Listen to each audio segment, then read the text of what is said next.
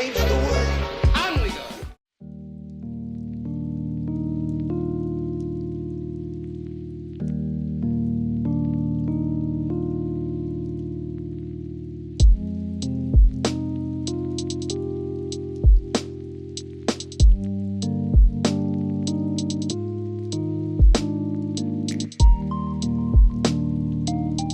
Hey babes, welcome back to Coffee Over Apples. My name is Steph.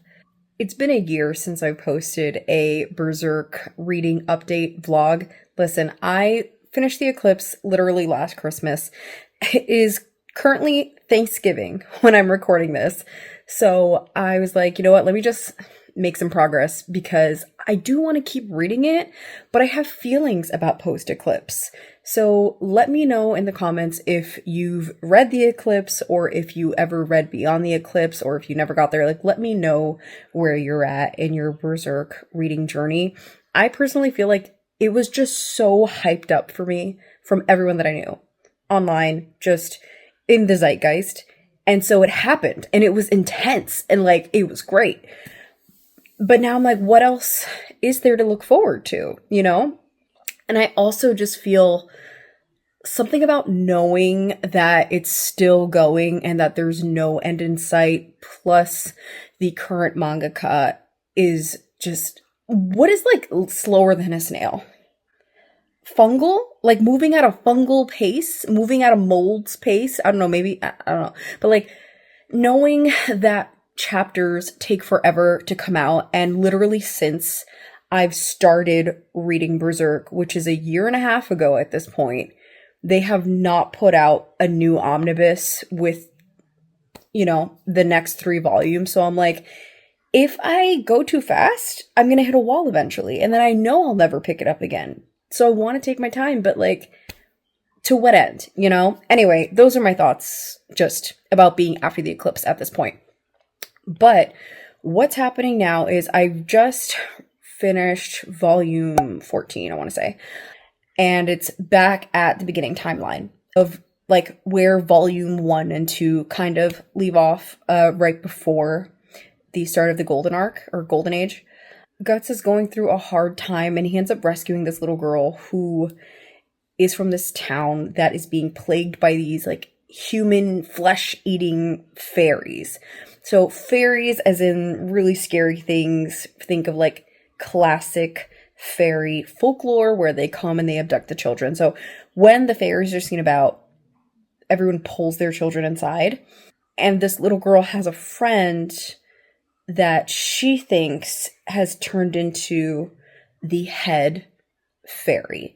The story is interesting enough and it's pretty horrific and like messed up, you know, because like people are messing with this little girl. So I feel for her. The only thing I'm not a fan of is if the main villain, like head of the fairies, is her friend and they're like 12, 13. Why are we naked? I don't like it. I don't like it. Like, I know that in this world, nudity seems to represent this animalistic state that demons tend to be in when they're like coming out. Like demons aren't concerned about wearing clothes when they're coming out of wherever the hell they're coming out of. They're just beings who are formed. Their bodies are formed from the energy and the environment, and then they consume. So it's like, I get it, but I don't think it's necessary in this case, especially if they started off as a human. You know what I'm saying? Like, it's a choice. It's a choice. But that's my thought on that. Anyway, I'm going to go read volume 15 and then I'll update you. He's back. I was wondering when I was going to see this dude again. Yo, again, this scene, stunning, beautiful. I love it.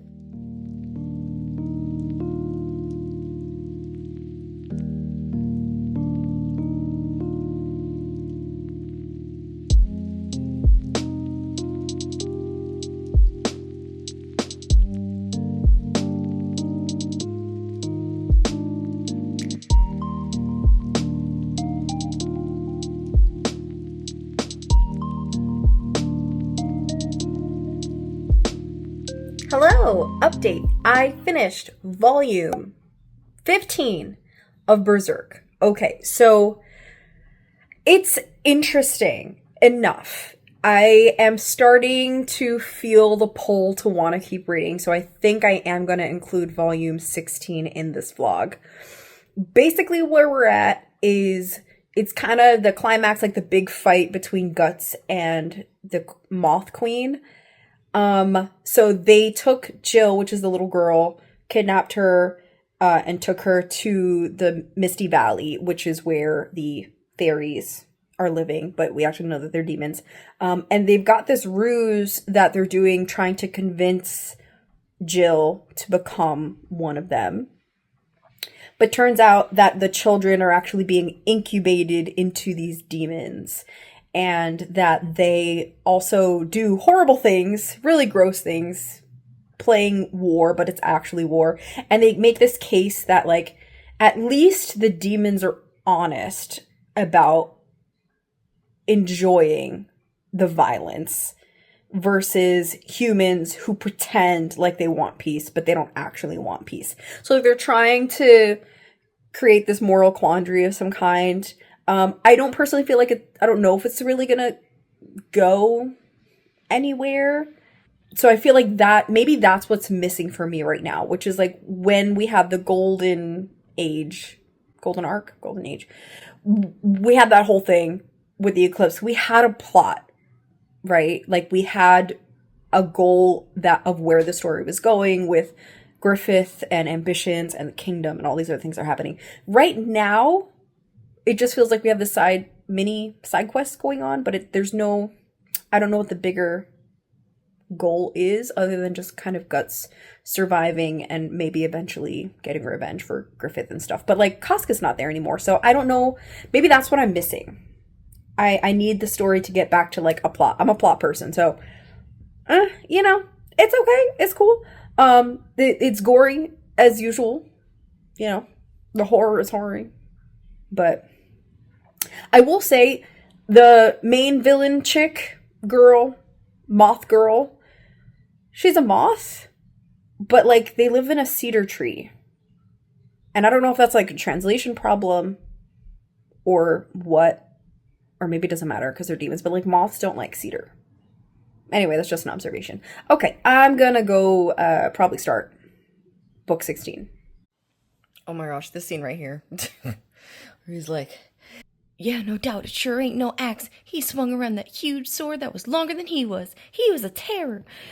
If that is indeed the truth, then the black swordsman is no doubt the hawk of Azan. Huh? You mustn't utter that name lightly. It would be profane. Yes, I spoke rashly. Oh, you know what? It's kind of corny. It's giving corny. It's giving cornier than cornflakes, but like whatever. So, okay, I read, there's like another thing in the previous volume where it talks about, what is it? I'm trying to get some better light because I look like trash because I just woke up.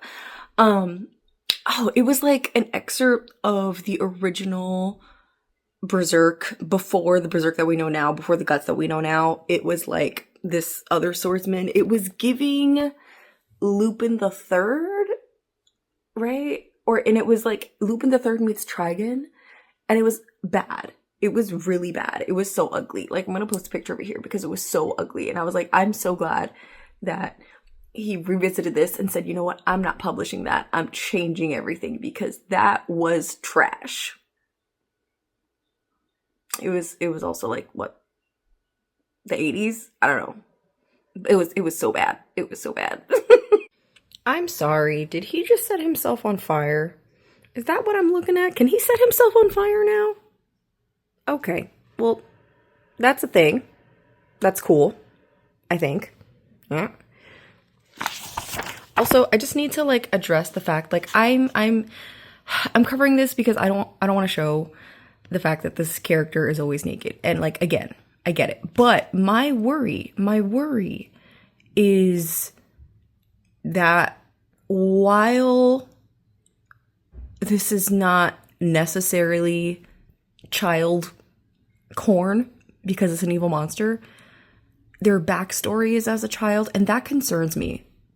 Like, I need someone who's in the fandom to tell me if this concern is a valid concern or if you've come across this in the fandom, because, like, I feel like this is, like, on a gray line where people who are fans of, who are pro that, which is, oh god, I'm getting like nauseous just thinking about it. But, like, people who are pro that could use Berserk as an excuse to, like, feed into that. And I you know what I'm saying? I don't know if anybody knows what I'm saying, but, like, tell me in the comments. So Puck gets attacked by this little ghoul. Hits him with a dandelion. It has this equation. Monsters, ghouls are greater than guts. Puck, kill the ghoul. Puck is greater than ghoul. Equals Puck is greater than guts. Okay, not gonna lie. This is such a great image. And then we go here. And the huh face. And when he reveals this, okay, that's really freaking cool. Oh, that answers the questions. Oh, that's cool. Oh my god, baby girl just lost her mind. And you know what? I don't blame her, because that was fucking brutal. So I finished volume 16, and I really like this volume. This might be my favorite volume in a little while. I love Peek Off, and I feel like the final battle with the elf queen with Rosine was really sad, and the story for Jill actually ended a little bit hopeful. We are setting up again for the next adventure, and more horrible things are happening, as is the MO of the story. But I will say, whatever feelings I was feeling about, like, post-eclipse being a little bit boring in the beginning of chapter 14, I'm feeling better by the end of chapter 16, and I'm actually more invigorated to keep reading the series. So yeah, we will keep going. I don't know when the next vlog's gonna be, but I feel like it's been a while since I posted an update, so here you go. Anyway, I post videos whenever I feel like it. Thanks for watching. Bye. Mr. Wonka worked the factory. In your wildest wild